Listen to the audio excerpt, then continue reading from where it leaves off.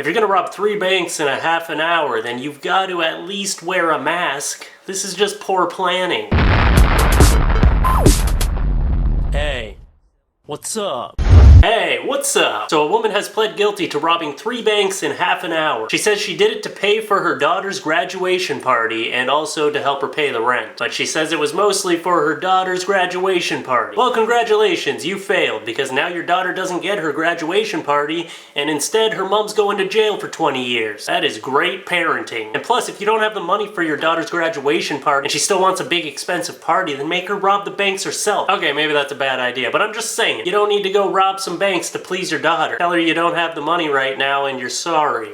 That probably would have been the better choice. But goddamn, 3 banks in half an hour? If you're starting a career in robbing banks, maybe you should pace yourself. Plan it ahead of time. Start with 1, see if you get away with that. Don't just go for the hat trick right away. She robbed 3 of these banks in half an hour, but the police said they caught her almost as quickly. She got home after robbing $6,000 from these 3 banks, and then within 15 minutes the police arrived at her house, and she was positively identified by all 3 bank tellers. Here's a picture of the woman here. Look into the eyes of someone who likes to make horrible decisions. I'm guessing she robbed these banks without wearing a mask? You gotta at least put a mask on. You can't be going around letting people see your face if you're doing some speed robbing. Have you learned nothing from Grand Theft Auto heists? You gotta wear a mask. I'm not saying she should have done what she did, but at least do it better if you're gonna rob a bank. Have a little bit of pre-planning. Apparently to one of the tellers she said she was gonna kill her, and then on the note that she handed to her it said, "Happy Mother's Day. I'm sure your daughter's really proud of you now." He's like, "Yeah, my mom tried so hard to get me this graduation party. Now I get to visit her in jail.